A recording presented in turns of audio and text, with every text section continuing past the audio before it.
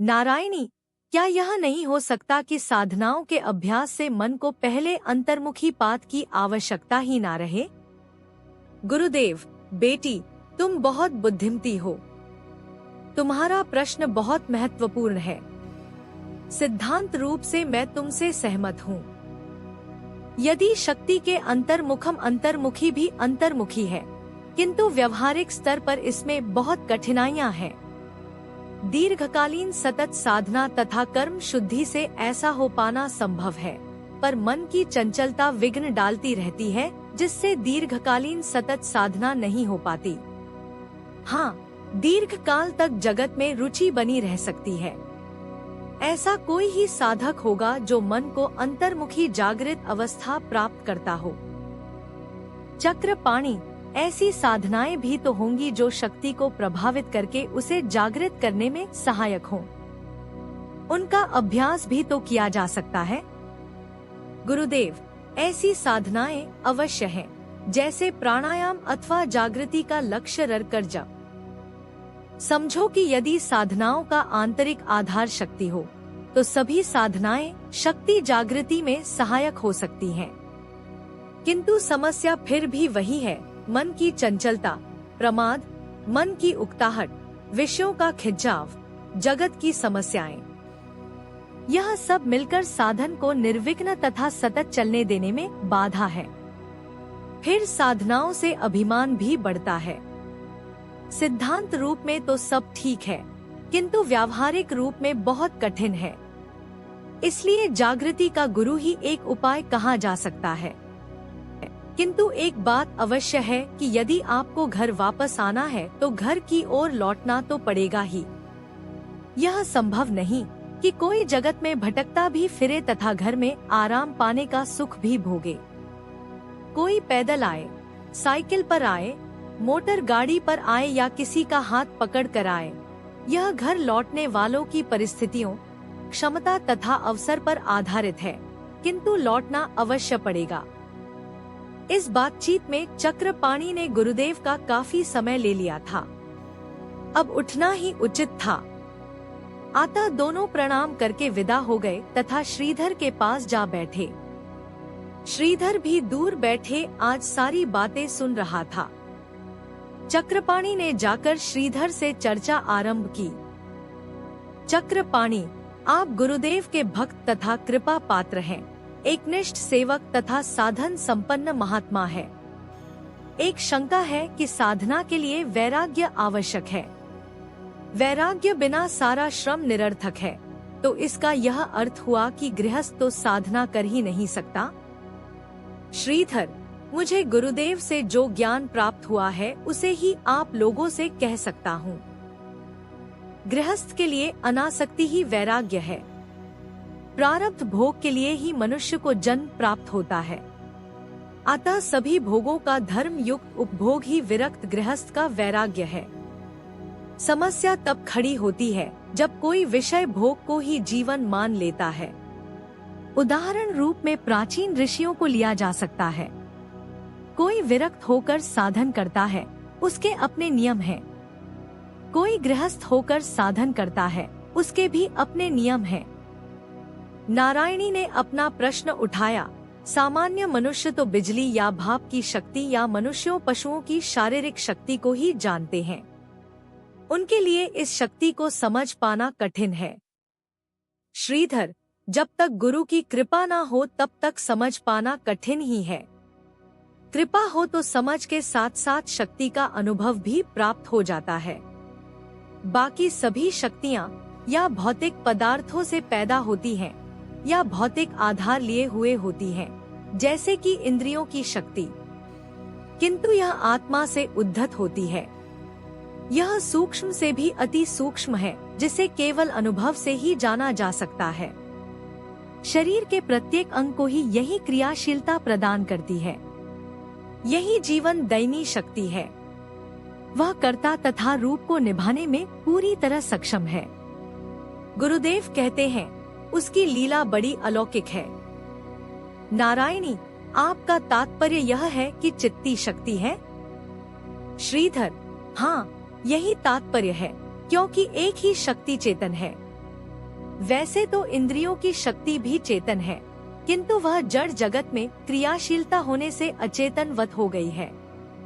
उसका जड़त्व समाप्त करना तथा उसकी चेतना को अनुभव करवाना ही शक्तिपात का लक्ष्य है। शक्ति ईश्वर का अभिन्न अंग है। जो लक्षण ईश्वर के हैं वही शक्ति के भी हैं। ईश्वर सच्चिदानंद है तो शक्ति भी वैसी ही है।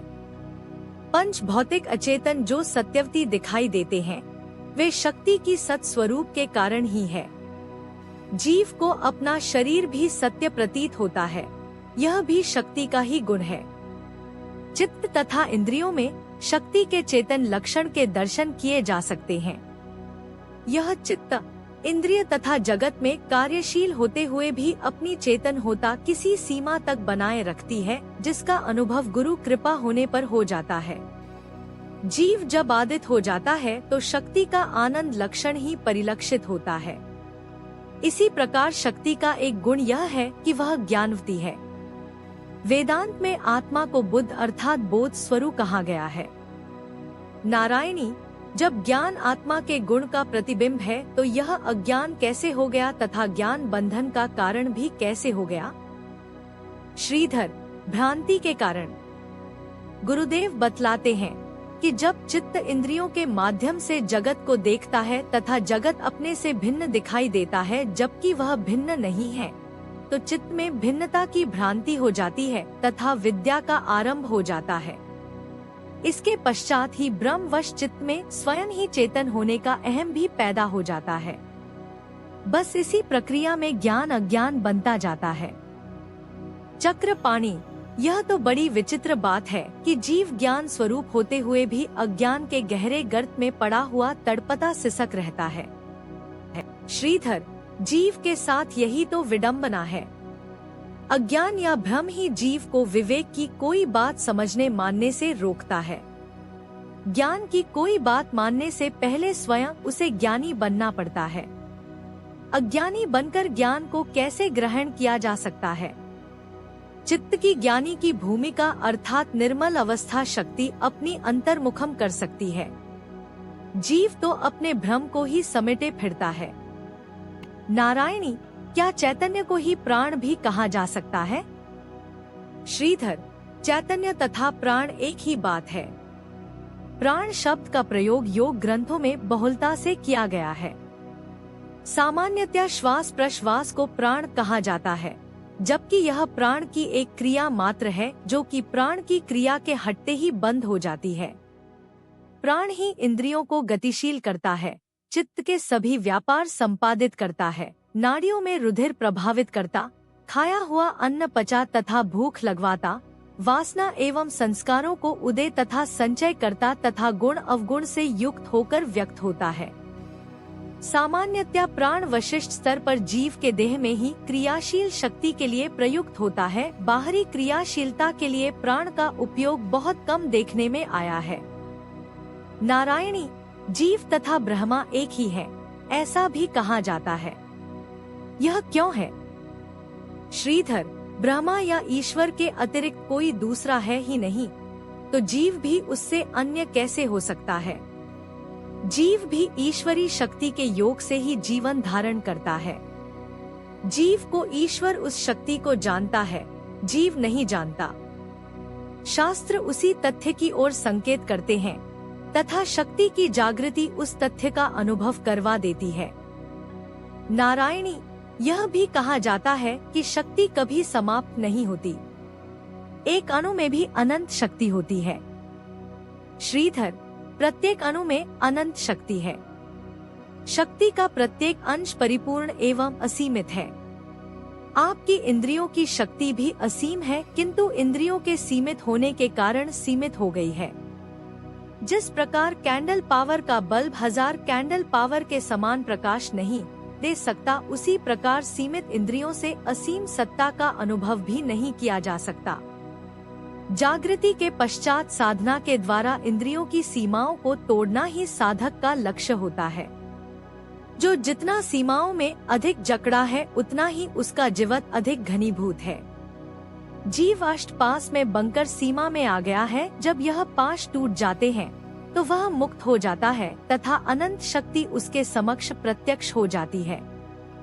इस वार्तालाप के पश्चात श्रीधर से उन दोनों ने विदा ली और अपने घर की ओर चल पड़े। रास्ते में दोनों बातें करते जा रहे थे। चक्रपाणि श्रीधर भी काफी सुलझा हुआ अनुभवी व्यक्ति प्रतीत होता है। कैसी अधिकार पूर्ण बातें कर रहा था। लगता है उस पर गुरुदेव की पूर्ण कृपा है।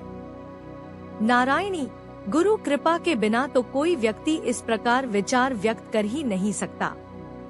उसके जीवन में भी कितना निखार है। ऐसा लगता था कि गुरुदेव ने उसे इस दुनिया से उठाकर किसी दूसरी दुनिया में पहुंचा दिया हो।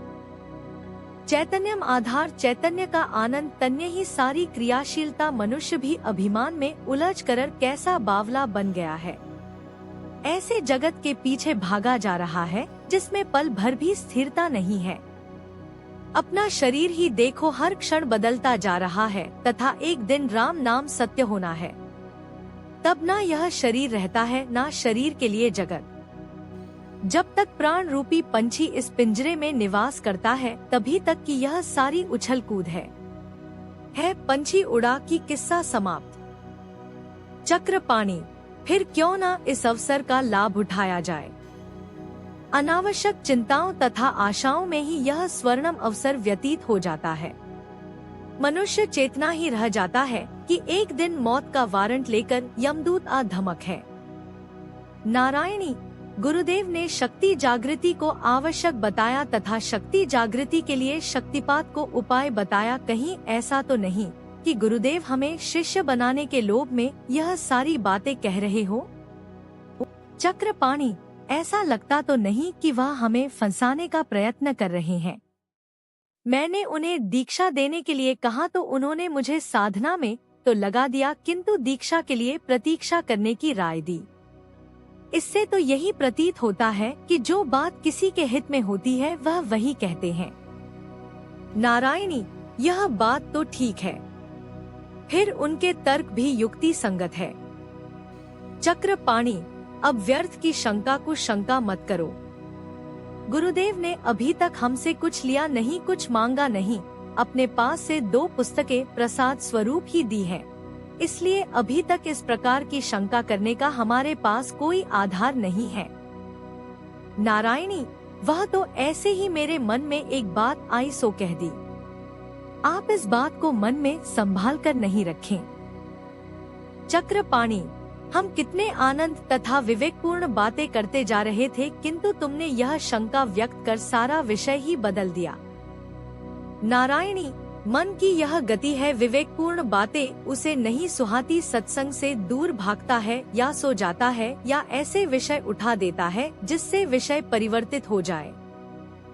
घर पहुंचकर भी चक्रपाणि गुरुदेव, श्रीधर तथा आश्रम विषयक विचारों में खोया रहा। फिर पुस्तक उठाकर पढ़ने लगा। नारायणी के द्वारा व्यक्त की गई शंका उसके मन को अभी भी उद्वेलित कर रही थी।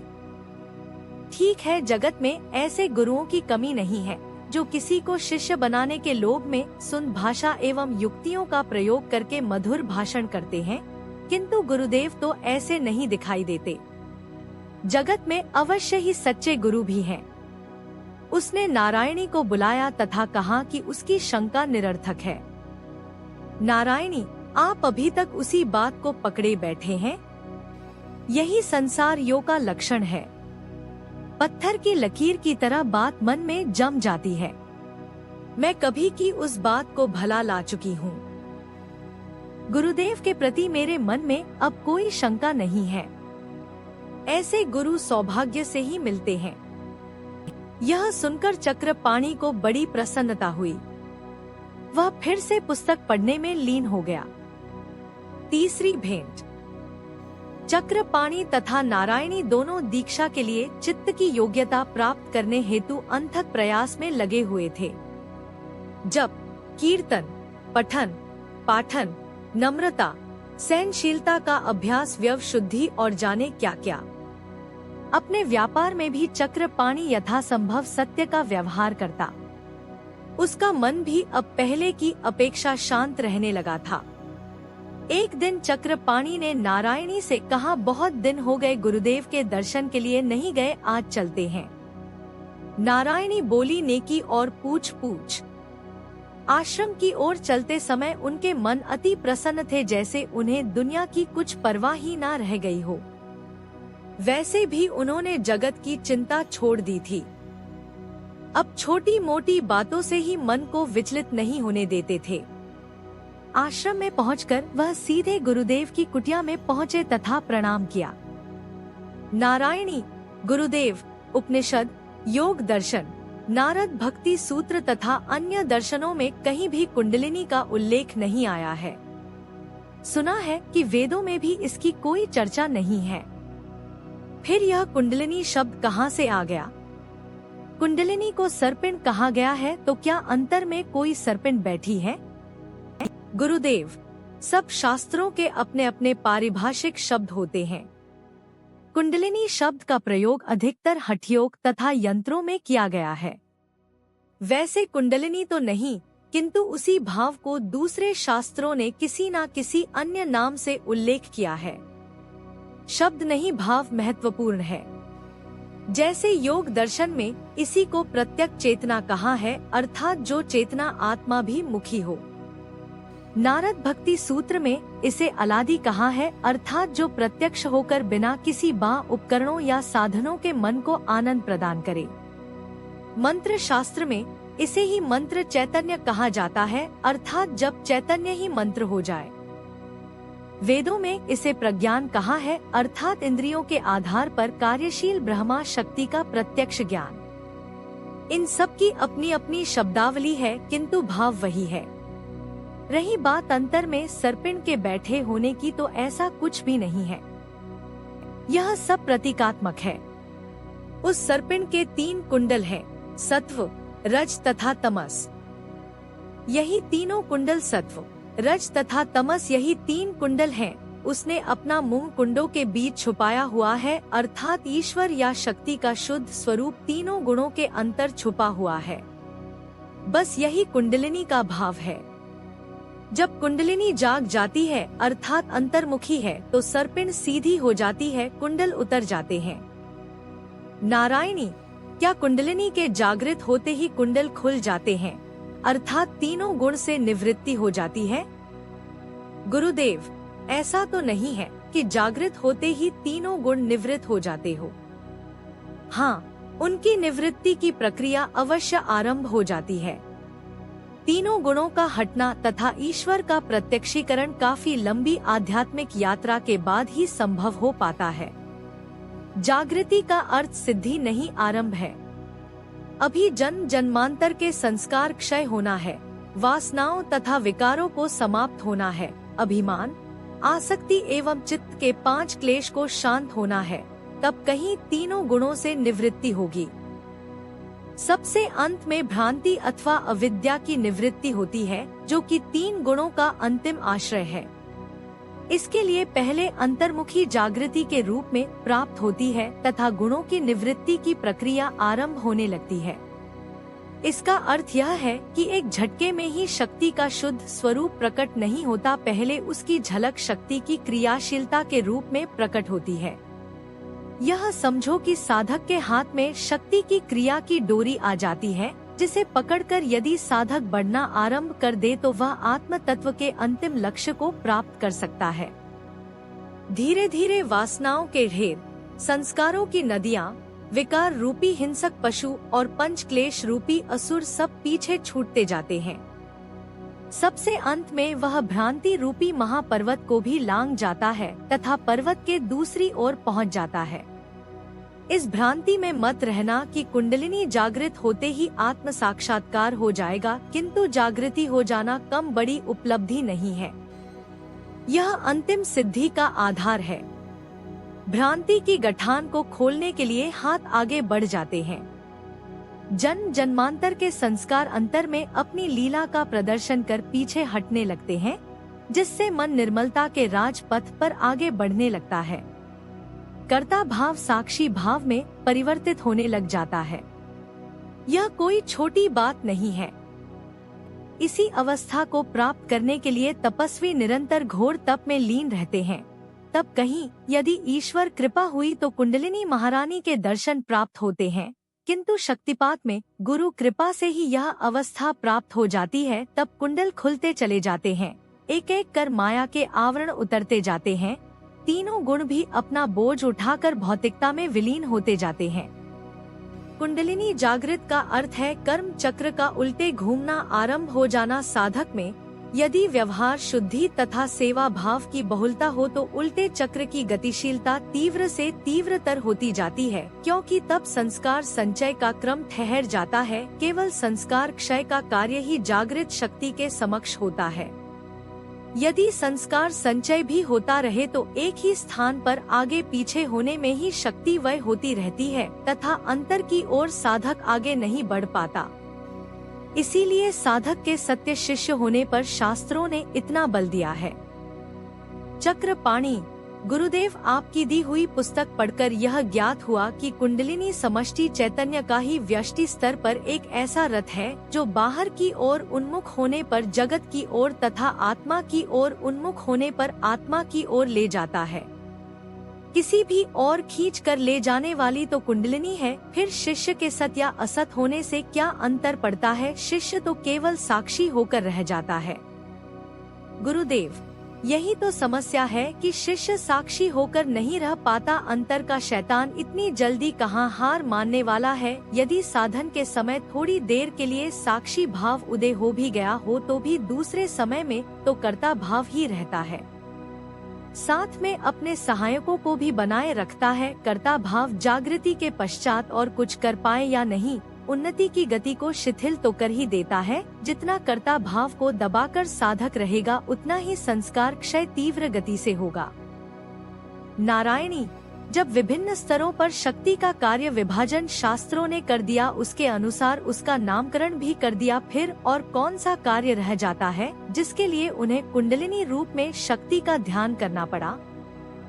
गुरुदेव प्रसन्न रहो बेटी, तुमने कैसा सूक्ष्म प्रश्न उठाया है। यह प्रश्न आज तक किसी ने मुझसे नहीं पूछा तथा न ही मेरा भी इस ओर ध्यान गया। यद्यपि शास्त्रों में विचार पूर्वक ही शक्ति की कुंडलिनी के रूप में शक्ति का ध्यान किया है। इसके दो कारण हैं जो ऋषि प्रणीत साहित्य में उपलब्ध हैं। सृष्टि की उत्पत्ति स्थिति तथा संहार के पश्चात ही एक कार्य शेष बच जाता है। सृष्टि को धारण करने का यह प्रश्न समष्टि एवं व्यष्टि दोनों स्तरों पर उपस्थित होता है। सृष्टि निर्माण के पश्चात बची हुई शक्ति ही सृष्टि को धारण करती है। समष्टि स्तर पर सृष्टि को धारण करने वाला शेष नाग है तो व्यष्टि स्तर पर देह निर्माण के उपरांत देह को धारण करने का महत्वपूर्ण कार्य बाकी बची हुई शक्ति कुंडलिनी के रूप में वहन करती है। उसे भी एक सर्पिन की उपमा देकर अपने कुंडल में मुंह दबाए सोई हुई कल्पना की गई है। इस प्रकार सर्प तथा सर्पिन के रूप में एक ही शक्ति के स्तरों की कल्पना है जिनका कार्य सृष्टि तथा देह को धारण करना है। देह में शक्ति की सभी क्रियाएं कुंडलिनी के ही अधीन है, क्योंकि जब तक वह धारण किए हुए है तभी तक जीवन है तथा तभी तक क्रियाएं हैं। दूसरा कारण शक्ति की नित्यता एवं अनंतता दर्शा है। सृष्टि या देह निर्माण के पश्चात ही शक्ति समाप्त नहीं हो जाती, अपितु बाकी बची शक्ति जहाँ ईश्वर की लीला को धारण करती है वहीं भविष्य में कभी भी ऐसी असंख्य अन्य लीलाएं करने के लिए प्रस्तुत रहती है। शेष तथा कुंडलिनी ऐसे सर्प सर्पिन हैं जो सृष्टि हो तथा देहों का भक्षण भी करते रहते हैं तथा अनेक अनेक सृष्टि हो तथा देहों को मुंह में उगलते भी रहते हैं। यह निर्गुण शक्ति की ऐसी अवस्था है जो यदि कभी सगुण रूप धारण कर लेती है तो या तो देह या सृष्टि का प्रकरण हो जाता है या विलीन हो जाते हैं। कुंडलिनी का एक और महत्वपूर्ण कार्य है जागृत होकर जीव के संस्कारों तथा वासनाओं को चाट जाना तथा जीव के लिए प्रलय उपस्थित कर देना, अर्थात उसे आवागमन से मुक्त कर देना। यही शक्ति का लक्ष्य है। भौतिक शक्ति कोई कार्य करके समाप्त हो जाती है, किंतु कुंडलिनी सदैव अनंत बनी रहती है। कितने भी ब्रह्मांड का भक्षण करे या नए ब्रह्मांड को उगले वह जैसी है वैसी ही बनी रहती है। इसकी उपमा समुद्र से दी जा सकती है। कितनी भी नदियां उसको भरने का प्रयत्न करें अथवा बादल कितना भी जल उड़ाकर ले जाएं, समुद्र की गंभीरता में कोई अंतर नहीं आता है। चक्रपाणि, गुरुदेव शक्ति का पात किस पर किया जाता है तथा कौन करता है? गुरुदेव, सूत्र में यह तो स्पष्ट ही लिखा है कि शक्तिपात शिष्यों पर किया जाता है। इससे यह प्रकट ही है कि सद्गुरु ही यह कृपा करते हैं। शक्तिपात को ही अनुग्रह करना भी समझना चाहिए। किस पर किया जाता है? जो शक्तिपात के महत्व को समझता है, जो शक्तिपात लेना चाहता है, जो शक्तिपात की खोज में भटकता है, जिसको शक्तिपात करने में समर्थ गुरु मिल जाते हैं, जो शक्तिपात के लिए प्रार्थना करता है, जिसको शक्तिपात के योग्य समझकर प्रार्थना स्वीकार कर ली जाती है। यदि असमर्थ गुरु तथा अनाधिकारी शिष्य का मिलन हो तो शक्तिपात फलीभूत नहीं होता। यदि सामर्थ्यवान गुरु के होते हुए भी अनाधिकारी शिष्य पर शक्तिपात हो, गुरु उसकी परीक्षा किए बिना ही कृपा कर दे तो भी अपेक्षित परिणाम नहीं मिल पाता। कई शिष्य देखने में तो अनाधिकार जान पड़ते हैं, किंतु उनके शीघ्र ही उदय होने वाले संस्कार अनुकूल होते हैं, उन पर अनुग्रह किया जा सकता है। कई देखने में तो अधिकारी जान पड़ते हैं, किंतु अपने अंतर में वासनाओं का भंडार लिए होते हैं। कई शिष्यों के अनुकूल तथा प्रतिकूल दोनों प्रकार के संस्कार प्रबल होते हैं। यह गुरु की सूक्ष्म दृष्टि पर आधारित है कि वह किस पर कृपा करना चाहते हैं। नारायणी, यह तो आपने शिष्य के सत असत होने की बात की, किंतु क्या शिष्य को भी दीक्षा से पूर्व गुरु की किसी प्रकार परीक्षा लेनी चाहिए? गुरुदेव, यह मैं कैसे कह सकता हूँ कि नहीं लेनी चाहिए, किंतु उससे पहले मैं यह अवश्य कहूँगा कि शिष्य परीक्षा लेने के योग्य होना चाहिए। वैसे यह बात कुछ अटपटी सी लगती है कि शिष्य गुरु की परीक्षा ले, फिर भी शिष्य अपना संतोष करता ही है। किसी भी व्यक्ति को वह दीक्षा देने के लिए प्रार्थना नहीं कर दे जहाँ उसके मन की स्वाभाविक श्रद्धा हो जाती है तथा जिसे उसका मन गुरु स्वीकार करता है वही प्रार्थना करता है। वैसे कहाँ यह गया है कि जिसके चित्त में पड़े हुए बंधन के सभी कारण ढीले पड़ गए, शक्ति के प्रभावित प्रसारित होने तथा दूसरे के चित्त में प्रवेश करने का ज्ञान रखता है तथा जिसे दूसरे में शक्ति का आवेश उत्पन्न कर सकने की क्षमता प्राप्त हो, वही गुरु है। यह चित्त की एक विशेष उच्च अवस्था या एक प्रकार की सिद्धि है जो साधन करते करते अपने आप ईश्वर कृपा से उदय हो जाती है। अब शिष्य इस अवस्था की परीक्षा कैसे ले सकता है? परीक्षा तो तभी ले सकता है ना जब शिष्य को स्वयं उससे ऊंची अवस्था प्राप्त हो, पर अगर ऐसा हो तो फिर वह दीक्षा ही क्यों लेगा? नारायणी, यह अवस्था तो काफी ऊंची ज्ञात होती है। क्या सभी गुरुओं की ऐसी उच्च अवस्था होती है?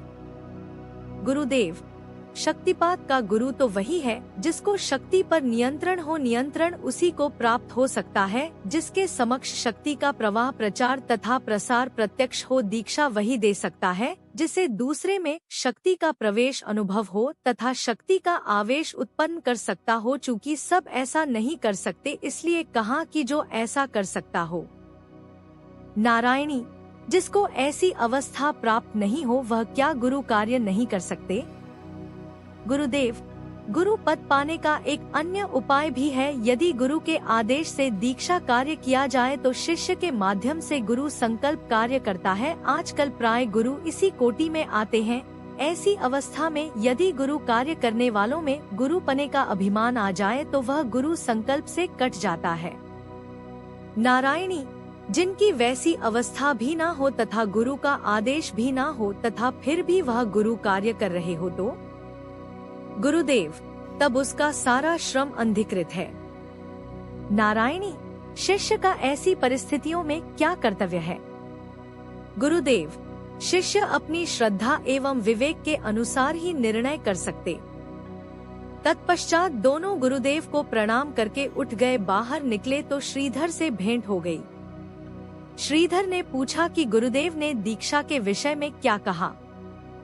चक्रपाणि की दीक्षा के लिए आज हमने निवेदन किया, ना ही गुरुदेव ने कुछ कहा, सत्संग की बातें ही चलती रही। क्या गुरुदेव ने आपसे कुछ कहा है? श्रीधर, नहीं तो। नारायणी, आप तो गुरुदेव के इतने कृपा पात्र हैं, एक तो बताइए जगत में इतना नानव क्यों है?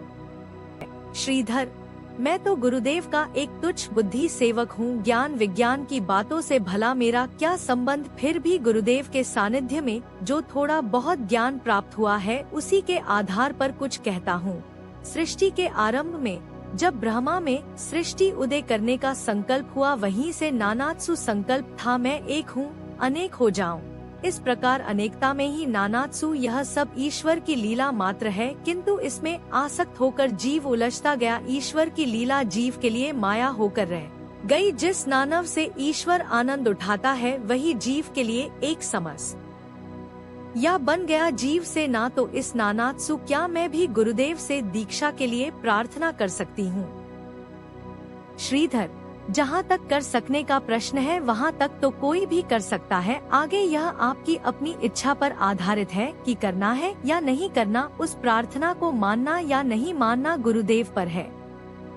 अब वे दोनों घर की ओर लौट चले। घर लौटे तो दोनों काफी आश्वस्त थे। नारायणी की शंका पूरी तरह निवृत्त हो चुकी थी। चक्रपाणि ने कहा, आज मुझे फिर से दीक्षा के लिए पूछना चाहिए था, किंतु बार बार पूछना भी अच्छा नहीं लगता, इसलिए चुप रहा। नारायणी, मुझे भी दीक्षा के लिए निवेदन करना चाहिए था। उसी समय चक्रपाणि का एक मित्र विलास, जो उनका काफी घनिष्ठ मित्र था, वहां आ गया। तो चक्रपाणि ने कहा कि आज वे गुरुदेव के दर्शन करने के लिए गए थे। विलास कुछ अलग विचारों का था। ऐसी बातों में उसे कोई रुचि नहीं थी। कमाना खाना ही जीवन का एकमात्र लक्ष्य मानता था। विलास, देखो जी, आपको आपके गुरुदेव मुबारक हो। मैं तो ऐसी बातों को शक्ति और समय का व्यर्थ नष्ट करना ही समझता हूँ। जो शक्ति सामने दिखाई देती है उसको आप लोग नहीं मानते, तथा जिस शक्ति का कोई ठोर ठिकाना नहीं उसके पीछे भाग हो। कभी ऐसा कोई व्यक्ति मिला भी है जिसने कहा हो कि उसने ईश्वर को देखा है? यह सब निलोकी लोगों को ठगने की तरकीबें हैं। आप भी कहाँ जा फंसे? विलास की बातों का चक्रपाणि ने कुछ उत्तर नहीं दिया। उसने कहा, मैंने आपको केवल एक सूचना दी थी, कोई राय नहीं मांगी थी। अपनी समझ आपको ही मुबारक हो। हम तो कुछ समय और शक्ति ही नष्ट कर रहे हैं, आप तो सारा जीवन ही व्यर्थ नष्ट किए दिए जा रहे हो। विलास ने सोचा कि चक्रपाणि चिढ़ा गया है, वह उठकर चल दिया। उधर चक्रपाणि विचार करने लगा कि विलास की बात का मेरे पास कोई उत्तर नहीं था, किंतु तर्क से गुरुदेव की बातें कितनी सटीक जान पड़ती हैं। गुरुदेव से इस बात का उत्तर जानकर पूछूंगा। नारायणी, मैं कहती थी ना कि ऐसे लोगों को ज्यादा मोह लगाना ठीक नहीं। अध्यात्म तथा विषय लोलुपता का आपस में कभी मेल नहीं हो सकता। ऐसे लोग स्वयं तो कभी सही मार्ग पर आएंगे नहीं और दूसरों को भी कुमार्ग पर लगाने का भरसक प्रयत्न करेंगे। चक्रपाणि, तुम ठीक कहती हो। भविष्य में विलास से उतना ही संबंध रखेंगे जितना आवश्यक हो। यह लोग बिना पूछे ही राय देने से बाज नहीं आते।